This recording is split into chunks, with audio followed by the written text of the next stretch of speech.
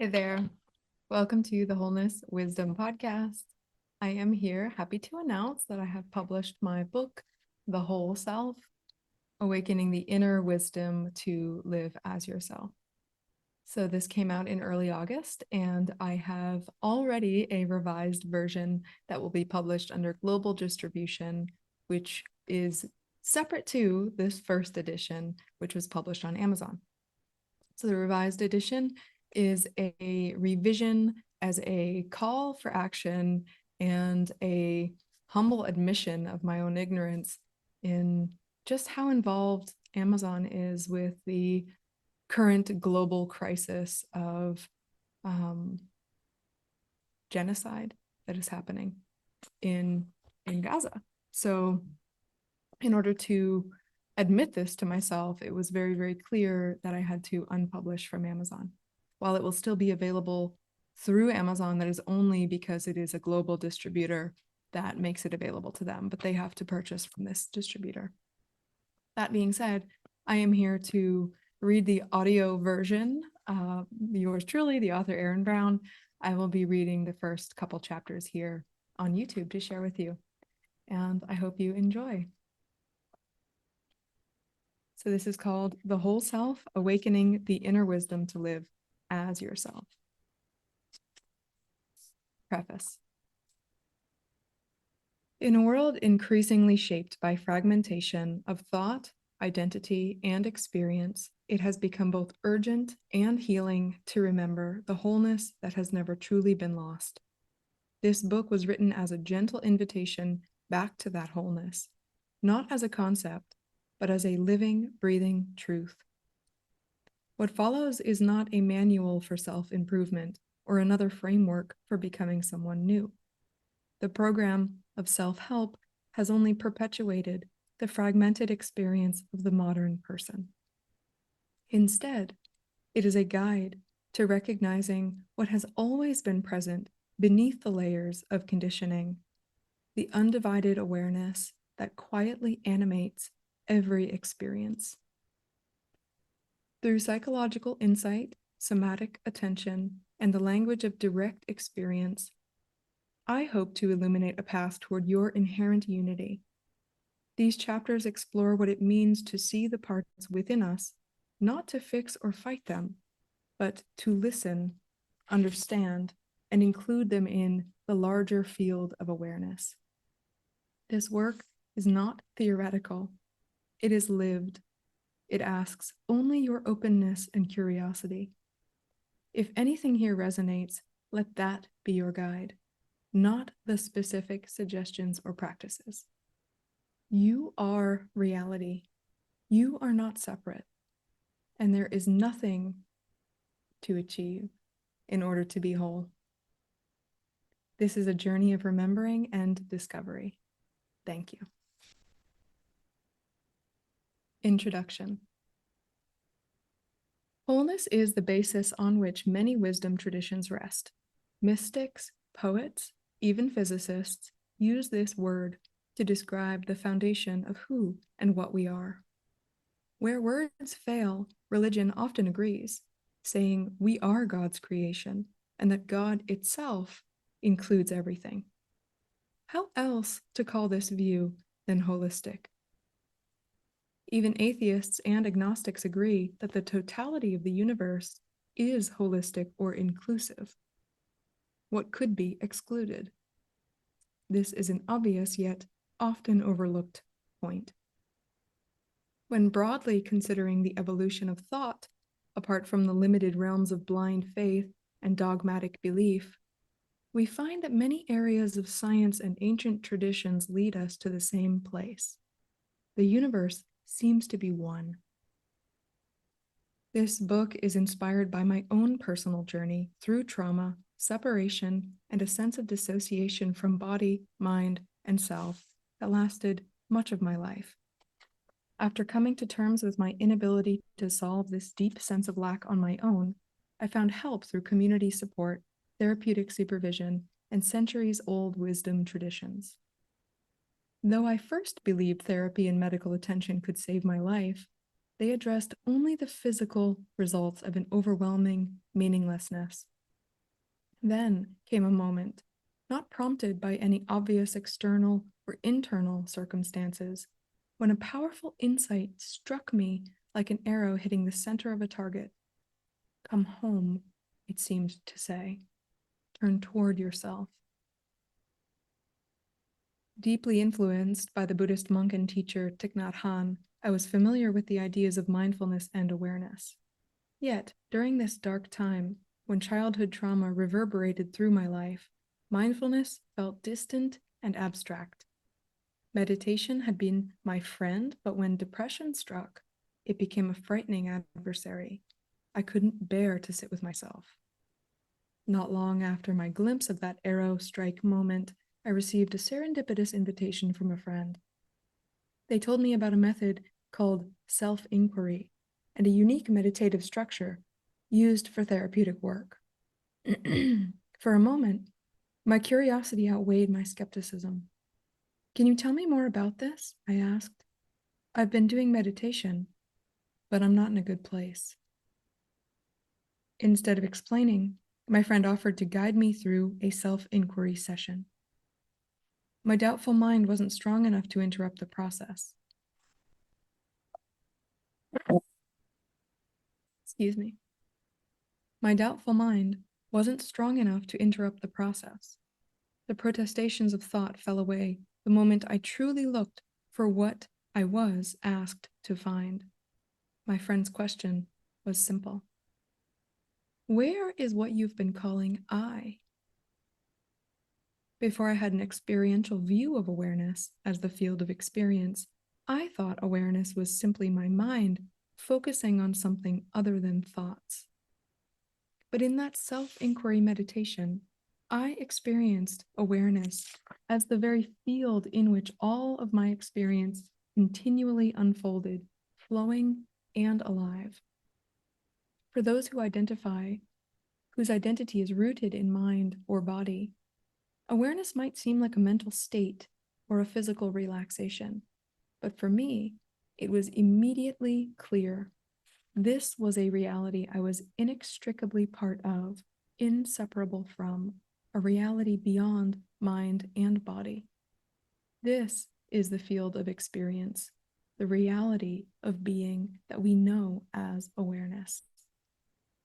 It is my hope that readers will be inspired to come to their own conclusions through simple, everyday awareness, just as when I first was introduced to self-investigation. This is the science of first-person direct experiencing, and you already have everything you need to begin now. Chapter 1. Jung, Archetypes, and the Whole Self. Defining ourselves as something limited. There are many misconstrued identities that we take to be ourselves as we go through development in early life. Anyone can see that a newborn or a 1-year-old child is unconditioned from identity, the personality. It turns out this person that we shape ourselves to be in development plays a role in the way we suffer in adulthood. When we define ourselves in such rigid and definite ways, we constrain ourselves to a very small space. The idea that we are inside a brain, perhaps the most easily accepted generalization of identity shared around our modern world, demonstrates just how small we believe ourselves to be. Jung's Archetypes of the Psyche. Carl Gustav Jung, the father of analytic psychology, drew from Platonic ideas to identify common mental forms shared among people. He called these archetypes universal structures of the psyche. Though these forms share a common architecture, they are expressed uniquely through each individual. The persona, the social mask. A holistic view of self includes every part. Archetypes are parts of the psyche, and the psyche is part of the self. The persona is one archetype identified by Carl Jung.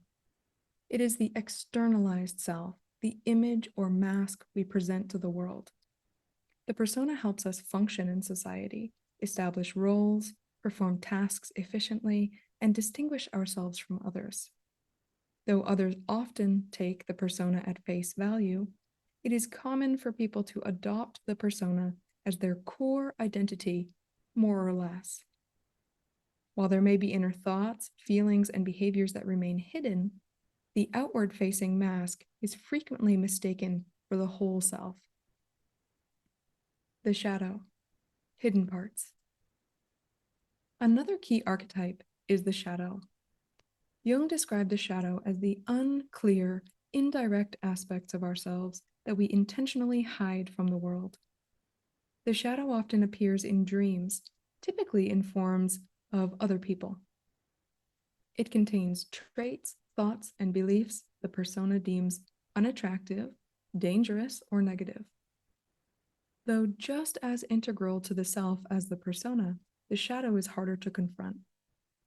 Like the persona, it serves a purpose: to bring into conscious awareness the parts of ourselves that have been repressed, rejected, or denied. A common misconception is that the shadow only contains what is bad or shameful, often linked to trauma or past mistakes. In truth, everyone has a shadow. It is not inherently negative, and recognizing it is essential to knowing one's true nature. Similarly, a major misconception about the persona is that it is the closest representation of who we are. And this is dangerous because it appeals to our preference for convenience and our biological inclination to conserve energy. Duality blinds us to the holistic self. Biology and its energy-saving tendencies can obscure our experience of wholeness. The body, requiring great energy to maintain, has evolved to generalize perception, thought, and behavior for efficiency. While this serves survival, it can be limiting. When we move beyond this convenience, we can examine our specific archetypes and discover what obstructs the experience of a unified self. Misidentifying with a fragmented or deficient self leads to a personality built around an emptiness that cannot be resolved. Exploring parts, a new approach. Archetypes reveal common psychological structures that can help us understand ourselves more fully. They merely simplify a vast array of parts into general categories. Some present-day therapies, such as IFS, Gestalt, and somatic experiencing, explore parts, inner sub-personalities with distinct viewpoints and experiences. Just like Jung sorting archetypes, these therapies sort common parts into categories such as protector, pleaser, or vulnerable child. Even without doing any parts work, most of us can identify parts that fit these descriptions. A parts-centered approach is especially helpful in processing early life trauma. Identifying parts is a radical step toward self-realization because it challenges the assumption that we are a singular mind or personality. It also acknowledges the fragmented way many people experience themselves. The goal in this work is to identify more often as a resourceful central self or access what is called self-energy. This teaches a person that it is possible to keep parts in abeyance while maintaining an open dialogue and willingness to be there for them. Self-energy is a more highly resourced, mature form of oneself. However, this is often still experienced as fragmentary. The prevalence of inner duality. Inner duality is so common, it often goes unnoticed. For example, one part may want to attend a concert and be social, while another part prefers solitude. This internal conflict illustrates how different parts have distinct views and preferences. The mind often generalizes opposing viewpoints into the illusion of a single unified personality. But this single inner self doesn't have an existence aside from the idea of it. When we openly observe a presenting part, it's possible not to identify with any aspect of it or any other part. Pure perceiving isn't identified with anything. Instead, we are experiencing from the vantage point of awareness. Just as each part has a unique perspective, awareness does too, a singular, unifying one. We do not have a single personality inside of us that contains parts. Rather, a single unified awareness contains the whole of experience. In contrast to parts therapy models, this self is not separate from everything in and around us. It is not an inner self, but it is much vaster and free of any limitation. Jung's process of individuation. Carl Jung's contributions to psychology and human behavior are unparalleled. He spent his life researching culture, the unconscious, and the structure of the psyche. Through both study and countless hours in analysis, he arrived at a profound insight: the process of individuation. Individuation is the integration of all aspects of the self, conscious and unconscious, into a transformed, unified whole. It is the resolution of inner duality and the realization of wholeness. Individuation is fragmentation coming to know itself as unified in the wholeness of self. While not explicitly saying that self is not contained in the body, Jung maintained that the psyche is not a process of the brain and body, but is intimately connected with what we call the outer world. His distinction between self and world was not defined by the beliefs held by the general population. Recognizing inner parts and learning about the authentic self through the direct experience of awareness is the most straightforward way to participate in the natural movement toward individuation, the unfolding wholeness of life itself. Chapter 2. Reference points and the nature of awareness. Distinguishing parts from awareness. Making a distinction between parts and awareness may be one of the simplest yet most profound things we can do. It begins with recognizing who or what is defining a situation. That one is always a fragment, something that stands apart from the whole experience. A part is a lens, a specific viewpoint that interprets reality from a limited angle. Parts can be identified by the emotions that they express, thoughts that arise, or the actions they prompt. As mentioned earlier, parts can hold contradictory views and preferences. For example, the experience of feeling offended brings a particular posture, inner dialogue, and emotional charge, whereas embarrassment carries its own unique physical and mental signature. Parts are patterns, habitual responses to familiar situations. While deeply intertwined with experience, they remain separate from it. The narrative implies this part is me. When a part is active, the implication can be extremely subtle. In fact, it rarely declares, "This is me I'm talking about." Yet, if we can notice something as having a reference point, it is a part. Though it claims to be the whole self, it is blinded to its limits. Reference points give meaning. Different parts assign different meanings. So we see that we are not one person, but a collection of varying lenses that filter experience and have a vast array of contrasting perspectives. Awareness has no reference point. Unlike parts, awareness has zero reference point. It is ever present with and within experience, without qualification or distinction. Awareness cannot be defined by traits or personalities or preferences, and its nature only becomes apparent in contrast to the parts that do possess such qualities. Talking about awareness is tricky because words attempt to put limits on what has no limitations. In this light, the distinction between parts and awareness is surprisingly clear. Anything that comes and goes, that begins and ends, is not awareness. The phrase, "the Tao that can be told is not the eternal Tao," is a famous opening line from the Tao Te Ching, a foundational text in Taoism. Awareness is the Tao. Anything with a limit or a distinction is not awareness. Anything with a distinction is not awareness. I'll say it again.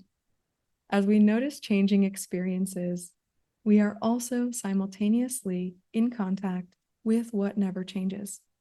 Awareness is that constant background, the space in which all experience is known. When we say awareness has its own point of view, or that it is space, we mean this in a quantum sense. It is the simultaneous presence of all possible points of view, unified and indivisible. Simultaneity doesn't even capture the essence of what awareness is, because occurrences that are simultaneous only have meaning in time. Awareness is outside of time. The futility of seeking awareness. Attempting to find awareness as if it were an object or a thing is not only futile, it reinforces separation. Awareness is ever present, so seeking it is an exercise in redundancy. Still, the very act of openness to awareness can be transformative. When we search for a reference point for awareness, we find none. And in doing so, we are recognizing awareness.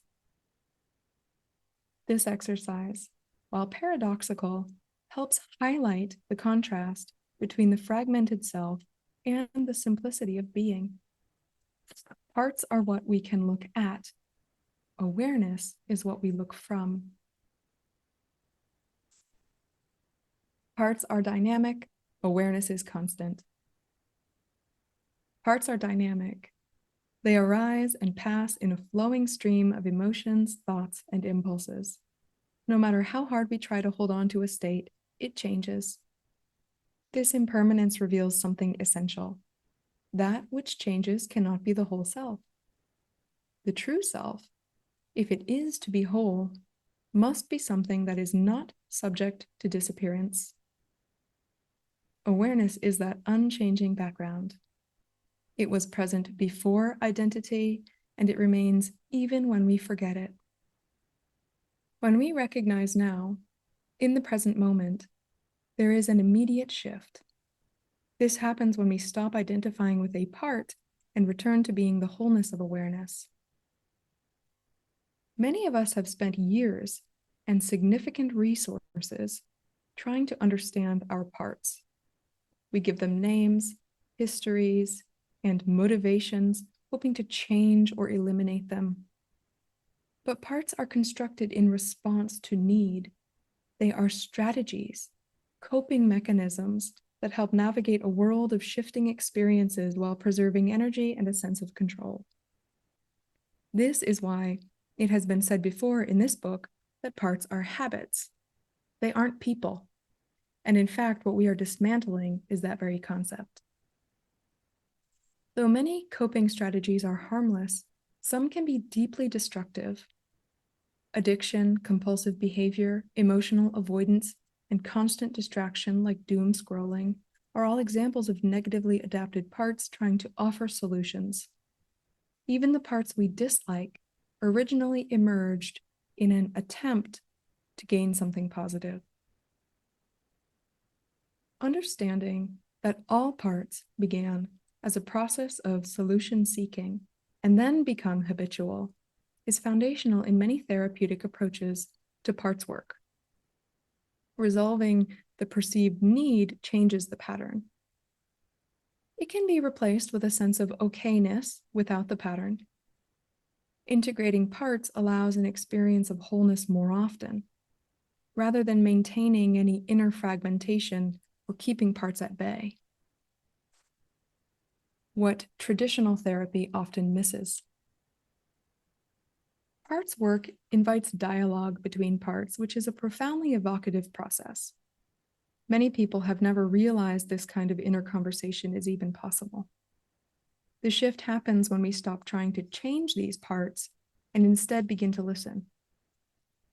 Listening, particularly in an open and undirected way, is a powerful tool. Listening is different from hearing. It is pure sensing. This is a gift we often neglect to offer ourselves. Sensing bypasses mental abstraction and brings us into direct contact with experience. The shift from analysis to pure perceiving allows for more space for whatever wants to be seen. This listening approach is vastly different than other methods for healing. In traditional talk therapy, thoughts are used to generate better, more helpful thoughts. The focus is to change thinking patterns and gain positivity and an improved outlook. But in sensing-based work, we access a level of being that exists prior to thought. There is no directive to change experience. Use of force is the root of inner division. So taking a different tack is where true integration begins. Even parts work maintains the small self. Parts work, such as those mentioned above, often miss an essential truth. If we are maintaining any division inside, we are not able to live as our full capacity. Though it isn't explicit within the process, parts are often explored with an aim to understand them better, and then left to just hang out and stay there. They're often encouraged to rest in an inner place of peace that we build for them, able to come out and express when they want or need to. The problem is the fact that parts are not anything more than contractions of the nervous system, and they take energy to maintain. If they are defined and then stored in an idyllic inner place, they are still maintaining pressure in the system. When these tensions discover they are able to relax into a more spacious capacity than the place we imagine for them, we truly get back the energy that has held their particular position so tightly. The challenge with IFS is that even after recognizing there are many parts, the belief that we are a shell with a me inside is never challenged. In truth, we are much more. So that's all I'll read today. That was chapters 1 and 2 in the book, The Whole Self. It is currently available for another 3 or 4 days before it is taken off of Amazon's property ownership, and it will be available later on down the line, probably within a few weeks, through all kinds of other platforms, including my website. So if you'd like to check it out, you can find that wholenesswisdom.com. And I also have a course that is coming up.